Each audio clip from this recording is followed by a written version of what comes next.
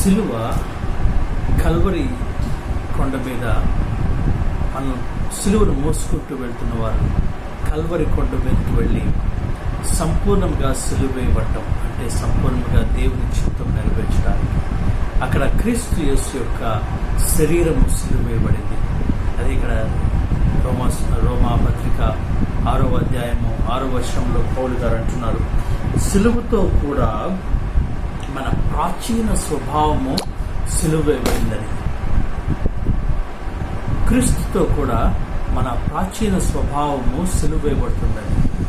అంటే మనము ఈ సిలువను మోసుకుంటూ వెంబడిస్తూ ఉండగా ఒక దినమున మరి ఆ యొక్క యాత్ర యొక్క ఉద్దేశం ఏంటంటే మరి ఆ సిలువ మన ప్రాచీన స్వభావము పూర్తిగా సిలువ వేయబడ్డం. అందుకే పాపములకు మనం ఇక దాసులము కాదు, ఎందుకంటే మన శరీరము సిలువ వేయబడింది, దాని యొక్క కోరికల చేత ఇచ్చల చేత సిలువ వేయబడింది అని చెప్పి గుర్తు చేస్తున్నారు. సిలువ విమోచనకు గుర్తుగా ఉన్నది. మనము శాపం నుండి విమోచించబడిన దానికి, పాప స్వభావం నుండి విమోచించబడిన దానికి సిలువ గుర్తుగా ఉన్నది.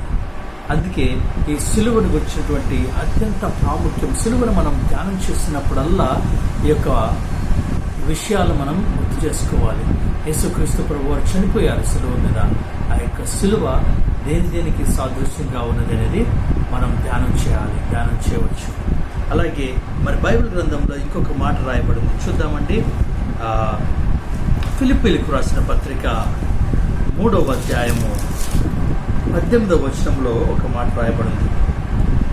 ఏమనంటే, అనేకులు క్రీస్తు సిలువకు శత్రువులుగా నడుచుకొనుచున్నారు, వీరిని గూర్చి మీతో అనేక పర్యాయములు చెప్పి ఇప్పుడు నువ్వు ఏడ్చుచూ చెప్పుచున్నానని. సిలువకు శత్రువులుగా ఉంటూ ఉన్నారంట. ఎవరు వీళ్ళు సిలువకు శత్రువులుగా ఉంటున్నారంటే 19వ వచనంలో చూస్తే మరి వారు భూ సంబంధమైన విషయాల మీదనే మనసుంచుతారు, పర సంబంధమైన విషయాల మీద మనసుంచరు. వారు సిలువకు శత్రువులుగా వ్యవహరిస్తున్నారని. నిజంగా మనం ఈ రోజున ఆలోచన చేస్తే మనం ఎక్కువగా దేంతో ఎంటాంగిల్ అవుతామో దాంట్లో మనం నివసిస్తూ ఉంటాం. మనం భూ సంబంధమైన విషయాలతో అత్యధికంగా మనము ఎంటాంగిల్ అంటే ఏంటంటే మనం జతపరచబడినప్పుడు వాటి కొరకే మనం బ్రతుకుతూ ఉంటాం. అదే కింద 19 ఫిలిప్పీలకు రాసిన పత్రిక 3వ అధ్యాయం 19-20 వచనాల్లో మాట్లాడుతూ ఉన్నారు. వారి భూ సంబంధమైన వాటి అందే మనసుస్తున్నారు, వారి కడుపే వారి దేవుడు అని. అంటే ఈ యొక్క ఫిజికల్ విషయాలు మాత్రమే వారికి ప్రాముఖ్యమైనవి అని అర్థం చేసుకోవచ్చు. వాళ్ళు ఏం చేస్తారంటే దేవుని చిత్తం నెరవేర్చడం చాలా బాధగా ఉంటుంది. మనం చాలా ఈజీగా చెప్తున్నాను, ఇదిగో సిలువ అంటే మన చిత్తం కాదు, దేవుని చిత్తం నెరవేర్చడం అని. కానీ అది అంత ఈజీ కాదండి. ఇందాక మనం గమనించాం, శరీరానుసారమైనటువంటి సిలువే భారంగా బరువుగా అనిపిస్తూ ఉంటుంది. కానీ ఆత్మానుసారమైన సిలువ ఇష్టము లేకుండా మనం దాన్ని మోయడానికి ప్రయత్నం చేస్తే అది అత్యంత భారం. ఇప్పుడు ఈ భూ సంబంధమైన సంగతుల మీద, వీటి మీద మనసుంచేవారు అంటే వారు యేసుక్రీస్తు ప్రభువుని వెంబడిస్తున్నారు, క్రైస్తవులుగా ఉంటున్నారు. దేని గురించి ఉంటున్నారంటే వారు కేవలము ఈ భూ సంబంధమైనటువంటి ఆశీర్వాదాలు, భూ సంబంధమైనటువంటి మేలులో, ఈ లోకంలో కొన్ని డిజైర్స్ని బట్టో దీన్ని బట్టి వారు దేవుణ్ణి వెంబడిస్తున్నట్లయితే వారు సిలువకు శత్రువులుగా మారిపోయేటువంటి ప్రమాదం ఉంది. అంటే వారు సిలువను మోయరు, అలాగే ఇంకొకరు సిలువను మోస్తూ ఉంటే వారిని కూడా అభ్యంతరపరిచేటటువంటి ప్రమాదం ఉంది. మనకు కూడా సమాజంలో మన యొక్క ప్రతిదినము మన యొక్క జీవితాల్లో మనం గమనిస్తూ ఉంటాం. కొంతమంది అంటూ ఉంటారు, బ్రదర్ భక్తి చేయాలి కానీ మరి అదే జీవితంలాగా ఉండకూడదు, జీవితం ఉండాలి, అన్నీ ఉండాలి, దాంట్లో భక్తి ఉండాలి, దాంట్లో దేవుడు ఉండాలి అని చెప్పి కొంతమంది మనకి ఉపదేశిస్తూ ఉంటారు. పెద్దలు, వారి వయసులో పెద్దవాళ్ళు కావచ్చు, కానీ దేవుని యొక్క మార్గాలు ఎరగని వారిగా ఉంటూ ఉంటారు. మరీ అంత భక్తి పనికిరాదు అని చెప్పి మాట్లాడుతూ ఉంటారు. ఎందుకు అంటే వాళ్ళు అంటూ ఉంటారు, జీవితంలో అన్నీ అనుభవించిన తర్వాత, ఇప్పుడు ఎవరన్నా యవనస్తులు ప్రభువుని వెంబడించడానికి ఆసక్తి కలిగి రోషం కలిగి ప్రభువుని వెంబడిస్తుంటే వెంటనే మాట్లాడతారు, ఇప్పుడు చేస్తున్నామంటే ఎన్ని రిటైర్ అయినాక ప్రార్థన చేయాలని, లేదా మనకి ఒక సర్టన్ వయసు వచ్చిన తర్వాత చేయాలి. ఇప్పుడు ఏం చేయాలి? ఇప్పుడు ఈ లోకాన్ని సంపాదించుకోవాలి. ప్రియమైన సహోదరి సహోదరా, ఈ లోకాన్ని సంపాదించుకునే యావలో తాపత్రయంలో అనేక మంది ప్రభు యేసును కోల్పోతూ ఉన్నారు, తమ మార్గం నుండి వైదొలిగిపోతూ ఉన్నారు. బైబిల్ గ్రంథంలో రాయబడి ఉంది, దేమా లోకమును స్నేహించి ప్రభువుని విడిచిపెట్టి వెళ్ళిపోయాడని. అందుకే ఈ లోకమును ప్రేమించేవారు, లోకమును స్నేహించేవారు, లోక ఆశలను అనుసరించేవారు, బైబిల్ గ్రంథం సెలవిస్తుంది, వాళ్ళు సిలువకు శత్రువులుగా మారిపోతారని. వారు మొయ్యరు, మోసేవారిని కూడా మొయ్యనీయరు. గమనించండి, యేసుక్రీస్తు ప్రభు వారు సిలువ మోస్తూ ఉన్నప్పుడు ఒకసారి ఆ యొక్క సంఘటనని మనం పిక్చరైజ్ చేసుకుంటే, ప్రభు వారు సిలువను మోస్తూ ఉన్నారు, కొంతమంది ఆయన్ని దూషిస్తూ ఉన్నారు, కొంతమంది ఆయన చూసి ఏడుస్తూ ఉన్నారు, కొంతమంది అయ్యో అయ్యో అయ్యో అని ఏడుస్తూ ఉన్నారు కదండి, కొంతమంది వేడుక చూస్తూ ఉన్నారు, కొంతమంది వేడుక చూస్తూ ఉన్నారు. ఇవన్నీ కూడా మన జీవితంలో కూడా జరుగుతూ ఉంటాయి. మనం ప్రభు యొక్క చిత్తం నెరవేర్చాలి అని చెప్పి ఆ యొక్క తీర్మానం కలిగి సిలువను ఎత్తుకొని మనం వెంబడిస్తున్నప్పుడు కొంతమంది మనల్ని దూషిస్తారు, శత్రువుల వలె ప్రవర్తిస్తారు, అకారణంగా ఆయన ద్వేషిస్తారు. పేతురు రాస్తూ ఉన్నారు తన యొక్క పత్రికలో, మీరు వారి వలె లేరని చెప్పి వారు మిమ్మల్ని ద్వేషిస్తారని. చీకటి సంబంధులు వెలుగు సంబంధాలని ద్వేషిస్తారు.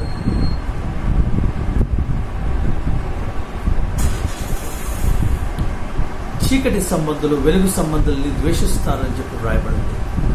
శరీరానుసారమైనటువంటి మనిషి ఆత్మానుసారమైన వారిని బాధ పెడతాడని చెప్పి బైబిల్ గ్రంథంలో రాయబడింది. ఎందుకంటే ఇష్మాయేలు శరీరానుసారంగా పుట్టినటువంటి బిడ్డ, తను ఇస్సాకును బాధిస్తున్నాడు. దాన్ని సాదృశ్య రూపకంగా చూపిస్తూ గలతీయులకు రాసిన పత్రికలో పౌలు రాస్తున్నాడు, శరీర సంబంధమైన వారు ఆత్మ సంబంధమైన వారిని బాధ పెడతారని చెప్పి రాయబడింది. అందుకే కొంతమంది సిలువకు శత్రువులుగా ఉన్నారు. ఇంత చూస్తున్నారు, అనేక మందికి ఒక వ్యక్తి సిలువను అంటే దేవుని చిత్తమును నెరవేర్చడం అనేది వేస్ట్, లేదా అదొక వెర్రితనంగా అనుకున్నాడంటే మనం అర్థం చేసుకోవాలి, వారు నాశనమునకు దగ్గరగా ఉన్నారు. ఇందాక మనం చూస్తున్నాం, నశించుచున్న వారికి సిలువను గూర్చిన వార్త వెర్రితనం, కానీ రక్షించబడుచున్న మనకు దేవుని యొక్క శక్తి అయి ఉన్నది. ఎందుకు తెలుసా? ఎందుకు దేవుని శక్తి అనేది కూడా నేను చెప్తాను చూడండి. మనము చనిపోతున్న ప్రతిసారి పునరుత్థాన శక్తి చేత నింపబడతాం. హల్లెలూయా. మనము చనిపోతున్న ప్రతిసారి పునరుత్థాన శక్తి చేత నింపబడతాం. అదే ఫిలిప్పీలకు రాసిన పత్రిక 3వ అధ్యాయం 1 వచనాలన్నింటిలో గమనించినట్లయితే, ఏవేవి నాకు లాభకరములో వాటిని నేను నష్టముగా ఎంచుకుంటున్నాను, పెంటతో సమానంగా ఎంచుకుంటున్నాను, నాకు అన్ప్రాఫిటబుల్గా, నాకు నష్టంగా, నాకు లాభం లేని వాటి వల్ల నేను ఎంచుకుంటున్నాను. ఎందుకు ఎంచుకుంటున్నావు పౌలు అంటే, ఏ విధము చేతనైనను క్రీస్తు యొక్క పునరుత్థాన శక్తిని ఎరుగు నిమిత్తమని. ఇది చాలా ప్రాముఖ్యమైనటువంటి ప్రిన్సిపల్ అండి. If we die with Christ, if we die, ఏమంటారు, డై అనగానే ఫిజికల్ అనుకోవద్దు. మనము క్రీస్తు కొరకు చనిపోయిన ఎడలా, అంటే క్రీస్తు కొరకు మన సొంత చిత్తము చంపిన ఎడలా, క్రీస్తులో ఉన్న ఆ పునరుత్థాన శక్తి చేత నింపబడతాం. ఇది ఒక ప్రిన్సిపల్ అండి. We have to really understand this principle. చాలామంది అడుగుతుంటారు, ఎలా ఈ పునరుత్థాన శక్తి చేత నింపబడాలి అంటే, చావాలి. మరణం లేకుండా పునరుత్థానం లేదు. అందుకే నశించుచున్న వారికి ఇది వెర్రితనం, కానీ రక్షించబడుచున్న నీకు నాకు దేవుని శక్తి. ఎందుకంటే ఎప్పుడైతే ఆ వ్యక్తి చనిపోతున్నాడో అతడు పునరుత్థాన శక్తి చేత నింపబడుతున్నాడు. దినదినము మేము వదకు తేబడిన గొర్రెల వలె ఉన్నాము, దినదినము మేము చనిపోతున్నాము. పౌలు దినదినము చనిపోతున్న కొలది దినదినము పునరుత్థాన శక్తి చేత నింపబడుతూ ఉన్నాడు. ఇదొక ప్రిన్సిపల్, దీన్ని అర్థం చేసుకోవాలి. ఇందాక మనం ధ్యానం చేస్తున్నాం, సిలువకు శత్రువులు, సిలువను వెర్రితనంగా చూసేవారు ధ్యానం చేస్తూ ఉన్నాం. అలాగే మరి సిలువను మోసుకుంటూ వెళ్తున్న వారికి ఖచ్చితమైనటువంటి ఒక వాగ్దానం ఏంటంటే, ఆయన మనలకు సహాయకారిగా ఉండటకు మనకు సహాయకారులను పంపిస్తారు. యేసు ప్రభు వారు ఆ భారభరితమైన సిలువను మోసుకుంటూ వెళ్తుండగా ఆయన వేరే హిస్టారికల్ లిటరేచర్లో, హిస్టారికల్ బుక్స్లో రాయబడుతుంది, ఆయన 3 సార్లు కింద పడిపోయాడు మొయ్యలేక అనేసి. ఆయన పడిపోతూ ఉన్నారని. అయితే కురేనీయుడైన సీమోన్ని యేసు ప్రభు వారికి సహాయం చేయడానికి వాళ్ళు బలవంతం చేశారు. ఇది ఒక ప్రామిస్గా ఉంది. ఈ సిలువను మోసుకుంటూ వెళ్తున్నటువంటి యాత్రలో దేవుడు తప్పనిసరిగా మనకు ఒక సహాయకుడిని పంపిస్తారు. ఆ సహాయకుడు అనేక సార్లు పరిశుద్ధాత్మ దేవుడే. దేవుడు యేసు ప్రభు వారు అంటున్నారు, నేను మీకు ఒక హెల్పర్ని పంపిస్తాను, మీకు ఒక సహాయకుడిని పంపిస్తాను. ఆయన మీకు ప్రతి పరిస్థితిలో మీకు సహాయం చేస్తారు. మనం సొమ్మసిల్లిపోతున్నప్పుడు బలమిచ్చువాడు ఆయనే, సొమ్మసిల్లిన వారికి బలాభివృద్ధి కలుగు చేయవాడు ఆయనే. ఈ యొక్క సిలువ యాత్రలో సొమ్మసిల్లిపోతున్న వారికి బలాభివృద్ధి కలుగు చేసేవాడు ఆయనే. ఎవరండి ఆయన? పరిశుద్ధాత్మ దేవుడు లేదా దేవుడే. ఆయనే తన యొక్క ఆత్మ ద్వారా మనల్ని బలపరిచి ఆ యొక్క యాత్రలో కొనసాగటానికి అవకాశం నడిపిస్తూ ఉంటారు. మనకు చక్కటి మాట రోమీయులకు రాసిన పత్రిక 8వ అధ్యాయం 13వ వచనం చూసినట్లయితే, ఆత్మచేత శరీర క్రియలను చంపిన ఎడల వారు దేవుని కుమారులవుతారు అని రాయబడింది. ఇలా చూస్తున్నాం, సిలువను మోసుకుంటూ మనం వెళ్తున్నాం. సిలువ అనగా నా చిత్తము కాదు, దేవుని యొక్క చిత్తం నెరవేర్చబడాలనేటువంటి ఒక తీర్మానం కింద మనం అర్థం చేసుకున్నప్పుడు, దేవుని చిత్తంను నెరవేర్చుకుంటూ మనం వెళ్తూ ఉండగా దేవుడు మనకి సహాయకారిగా పరిశుద్ధాత్మ దేవుడిని అనుగ్రహిస్తూ ఉన్నారు. అదేవిధంగా ఆ పరిశుద్ధాత్మ దేవుని యొక్క సహాయం ద్వారా ఈ శరీరమును దేవుడు సిలువ వేస్తూ ఉన్నారు, శరీర క్రియలను చంపుతూ ఉన్నారు. కాగా ఎందుకు శరీర క్రియలను చంపుతున్నారంటే, మనము మరింత విజయాలుగాను ఆత్మ సంబంధమైన వారుగాను జీవించడం. అయితే ఈ సిలువను మోయటం అంత ఈజీ కాదు. 2 రకాలైనటువంటి ఇవి ఉన్నాయి. ఎస్కేపింగ్ ద క్రాస్ అంటే సిలువను తప్పించుకోవటం. ఎందుకంటే ఇది చాలా భారభరితమైనది. ఎప్పుడు మన శరీరము మనల్ని వెనక్కి లాగుతూ ఉంటుంది. ఇది ఎలా ఉంటుందంటే, మన మాంసమును లాగినంతగా ఇది ఎలా ఉంటుందంటే, మన మాంసమును కూడా అంత పెయిన్ఫుల్గా ఉంటుంది. ఎప్పుడు మనం శరీర సంబంధులుగా అత్యధికంగా ఉన్నప్పుడు. అందువల్ల చాలా పెయిన్ఫుల్ ఇది. మన చిత్తాన్ని ప్రతి విషయంలో పక్కన పెట్టాలి. ఏది చేయాలన్నా కానీ దేవుని యొక్క అనుమతి కావాలి. ఏది చేయాలన్నా దేవుని యొక్క అనుమతి తీసుకొని మనం ముందుకు వెళ్ళాలి. ఏది చేయాలన్నా, ఏమి ఆలోచన చేయాలన్నా మన స్వంత చిత్తము లేదు అనేది. It's not easy. It's not one day miracle. అదేదో కేవలం ఒక్క రోజులో సంభవించేటువంటి ఒక అద్భుతం కాదు. అనుదినము మనం నడుస్తూ వెళ్తూ ఉండగా దాంట్లో ఎదుగుతూ ఉంటాం. మొట్టమొదట కొన్ని విషయాల్లో మాత్రమే దేవుని యొక్క చిత్తానికి ఇష్టపడిన వాళ్ళు. చాలామంది ఏం జరుగుతుందంటే, తమ జీవితంలో కొన్ని ఏరియాస్లో మాత్రమే దేవుని చిత్తానికి విలువనిస్తూ ఉంటారు. చాలా ఏరియాస్లో మన యొక్క సొంత చిత్తమే మనం వాడుకుంటూ ఉంటాం. వాడుకోవద్దని చెప్పనట్ల దేవుడు సొంత చిత్తము మనము ఇవ్వచ్చు. కానీ దేవుని చిత్తమును నెరవేర్చినప్పుడు మనము పరిపూర్ణత, ఆ యొక్క ఆయన ఉద్దేశంలో పరిపూర్ణం చేసిన వారు అవుతాం. సో చాలాసార్లు సిలువను తప్పించుకోవాలనేటువంటి ప్రేరేపణ కలుగుతూ ఉంటుంది. ఎస్కేపింగ్ ద మత్తయి సువార్తలోనే ఒక మాట రాయబడి ఉంది. ఏమనంటే 16వ అధ్యాయంలో, మత్తయి సువార్త 16వ అధ్యాయంలో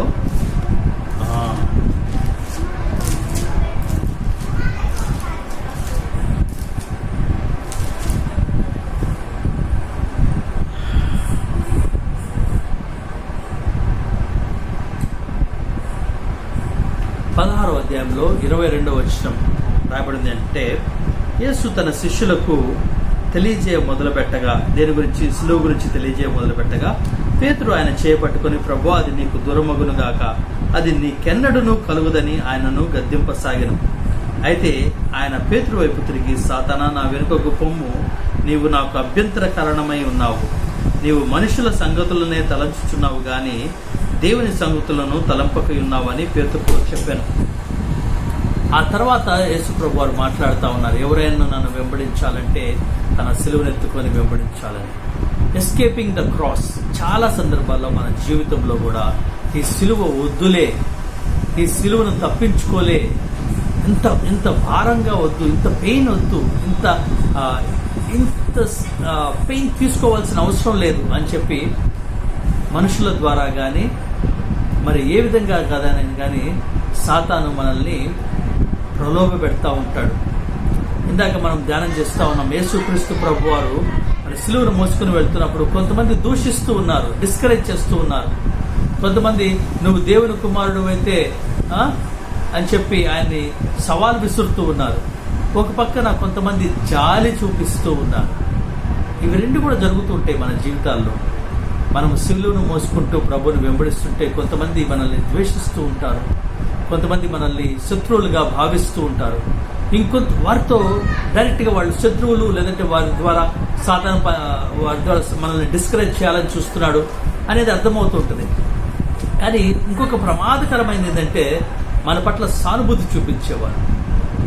చూడండి, అనేక మంది మహిళలు యేసుప్రభు వారిని చూచి రొమ్ము కొట్టుకుంటూ ఏడుస్తూ ఉండగా యేసుప్రభు వారు అంటున్నారు, అమ్మా, మీరు నన్ను బట్టి మీరు ఏడవకండి, మీ విషయమై, మీ పిల్లల విషయమై మీరు ఏడవండి అని చెప్పంటున్నారు. ఈ సానుభూతి చూపించే అనేది చాలా ప్రమాదకరమైనటువంటి, చాలా పవర్ఫుల్ వెపన్ సాతాన్ యొక్క పవర్. అయ్యో, ఎంత కష్టమండి.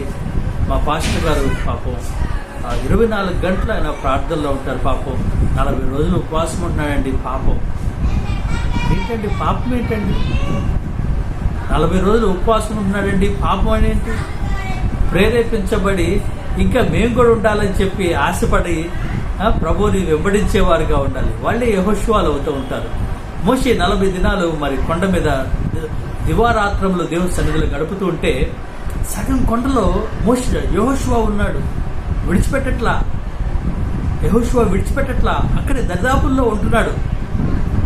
పాపం అండి. పాపం మా పాస్టర్ గారు 40 రోజులు సంఘం కోసం ఉపవాసం ఉంటున్నాడండి.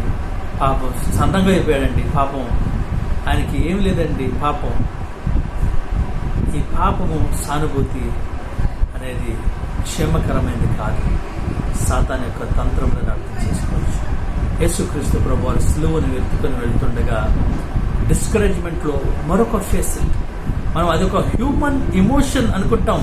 చాలా సందర్భాల్లో ఈ సిలువను చూసినప్పుడు మనం చాలా సందర్భాల్లో we are led by our emotions. మనం మన యొక్క భావోద్రేకాల చేత నడిపించబడుతూ ఉంటాం. అయ్యో, ఆ స్త్రీలు చూసి ఏడుస్తున్నారు, నిజమే కదా, ఇంత గొప్ప భయంకరమైనటువంటి శ్రమ, ఆయన కొట్టారు, రక్తం కారుతుంది, అప్పుడు ఆయన అలా ఉన్నాడు అని వాళ్ళు ఏడుస్తున్నారు. భావోద్రేకాలు. యేసు ప్రభు వారు భావోద్రేకాల చేత కదిలించబడలేదు. ఆయన వెంటనే వాళ్ళ వైపు తిరిగి అంటున్నారు, మీరు మీ కొరకు, మీ పిల్లల కొరకు ఏడవండి, నాకు తెలిసి నేనేం చేస్తున్నాను. ప్రియమైన సహోదరి సహోదర, మన జీవితంలో కూడా మనము సిలువనెత్తుకొని వెళ్తూ ఉండగా ఈ సానుభూతి పరుల విషయంలో కూడా మీరు జాగ్రత్త కలిగి ఉండాలి. Escaping the cross. Somehow enemy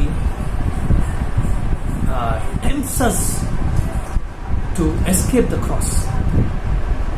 ఒక వ్యక్తి నీ దగ్గరికి వెళ్తున్నాడు అనుకోండి, ఆ వ్యక్తి ద్వారా మనకి పదే పదే చాలా వేదన, చాలా నొప్పి కలుగుతుంది అనుకోండి. ఒక వ్యక్తి ద్వారా మనకి చాలా బాధ, చాలా వేదన కలుగుతుంది అనుకోండి. మనం ఏం చేస్తాం? ఆ వ్యక్తిని దూరం పెట్టేస్తాం, దూరంగా ఉంచుతాం. లేదంటే ఇప్పుడు ఈ మధ్య చాలా మోటివేషనల్ కోట్స్, చాలా వరల్డ్లీ ఫిలాసఫీ చెప్తూ ఉంటారు. అందరూ బాగుండాలి, అందులో నేనుండాలి లాంటివి. ఏమండి, అందరూ బాగుండాలి, అందులో నేనుండాలి, తప్పేం లేదు. కానీ అందరూ క్రీస్తులో ఉండాలి, అప్పుడే మనం బాగుంటాం. క్రీస్తు వేరుగా క్షేమం అనేది లేదు. దీంట్లో ఉన్నటువంటి ఒక ఫిలాసఫికల్ కోట్ ఏంటంటే, మనకి పెయిన్ కలిగిన వాళ్ళతో దూరంగా ఉండటంలో తప్పు లేదనేటువంటి. దేవుడు ఇస్కరియోతు యూదా ప్రభు పక్కనే ఉన్నాడు. తను నిరంతరం మొదటి నుంచి కూడా దొంగగా ఉన్నాడు, నిరంతరము ప్రభువుకి రెబలియస్గా ఉంటూ ఉన్నాడు. తను ప్రభువుకి వేదన కారణంగా ఉన్నాడు. అయినప్పటికీ దేవుని చిత్తం నెరవేర్చడానికి ప్రభు ఆ యొక్క వేదనను సహించాడు. శ్రమను సహించి అని ఉంది. శ్రమ కేవలం శారీరకమైన శ్రమ మాత్రమే కాదు, మానసికమైన శ్రమ కూడా సహించాలి, సహించవలసిన అవసరం ఉంటుంది. అందుకే మరి ప్రభు చిత్తం నెరవేర్చడానికి అది ఎంత శ్రమైనా కానీ నేను భరించాలనేటువంటి తీర్మానం కలిగి ఉండాలి.